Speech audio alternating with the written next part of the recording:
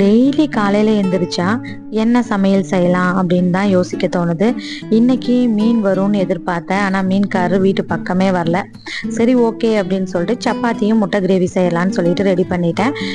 வானலியில் எண்ணெய் ஊற்றிட்டு சோம்பு போட்டு தாளிச்சிட்டு வெங்காயம், தக்காளி, இஞ்சி பூண்டு பேஸ்ட் போட்டு நல்லா வணக்கிட்டு மஞ்சத்தூள், மிளகாய்த்தூள், மல்லித்தூள், கரம் மசாலா, சீரகப்பொடி, மிளகுத்தூள் போட்டு நல்லா வணக்கிட்டு தேவையான அளவு தண்ணி ஊற்றிட்டு அதை நல்லா கொதிச்சு வந்த வாட்டி முட்டையை உடைச்சி ஊற்றிட்டு மல்லித்தலைகளை தூவி நல்லா வேக வச்சு இறக்கிட்டோம் அப்படின்னா நமக்கு தேவையான முட்டை கிரேவி ரெடி ஆகிடும்.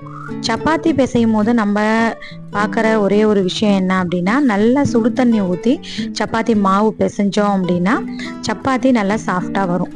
இன்னைக்கு எங்களுடைய பிரேக்ஃபாஸ்ட் என்னன்னா சப்பாத்தியும் முட்டை கிரேவியும் வெள்ளரிக்காய். இதுதான். நம்ம சேனல் பிடிச்சிருந்துச்சுன்னா ஜெனியின் உலகம் சேனலை சப்ஸ்கிரைப் பண்ணுங்க. தேங்க்ஸ் ஃபார் வாட்சிங்.